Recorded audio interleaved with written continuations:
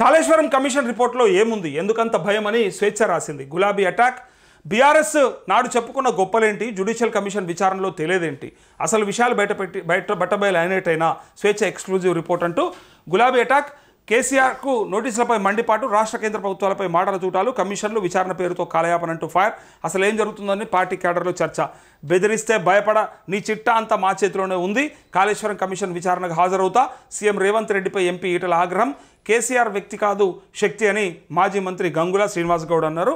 So ఇక్కడ ఈటల రాజేందర్ అన్నటువంటి మాట చాలా కీలకం. ఆయన ఏమన్నాడంటే, ఆనాడు నేను మంత్రిగా ఉన్నా కదా, ఓకే, నాతో పాటు మరి తుమ్మల నాగేశ్వరరావు కూడా మంత్రిగానే ఉన్నాడు, నాతో పాటు మరి పొంగులేటి శ్రీనివాసరెడ్డి అక్కడనే ఉన్నాడు, నాతో పాటు ఇక్కడ కడియం శ్రీహరి కూడా మరి ఆ పార్టీలోనే ఉన్నాడు, ఇలా మీ దాంట్లో ఉన్నారు కదా, మరి వాళ్ళంతా పునీతులు అయిపోయినట్టేనా, ఇంకా ఏం ఇష్యూ లేదా.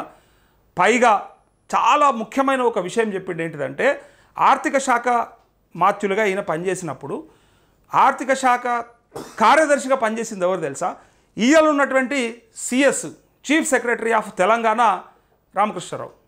మరి ఆనాడు ఆర్థిక శాఖ కార్యదర్శిగా ఉన్నటువంటి ఆ ఈయన పనిచేస్తున్న సిఎస్కి ఏం సంబంధం ఉండదా, అధికారి కాదా, మరి ఆయన ఎట్లా పెట్టుకుంటారు ఇవాళ. మరి ఒకవేళ అది తప్పని తేలితే, ఆర్థిక శాఖ తప్పు చేసింది అనుకుంటే, ఆర్థిక శాఖకు చీఫ్ అక్కడ సెక్రటరీగా ఉన్నటువంటి మరి సిఎస్ రామకృష్ణారావు ఈయలటి సిఎస్కి ఏమి నోటీసులు ఉండవా, మరి ఆయన ఏమి చేసినట్టు కాదా. సో ఆయనను మనం విచారించిర్రా అని చెప్పి ఆయన డైరెక్ట్గా అన్నాడు. అప్పటి మంత్రి అంటే అప్పటి నాయకులంతా ఇలా మీ పార్టీలో ఉన్నారు, వాళ్ళకేం తప్పు లేదా.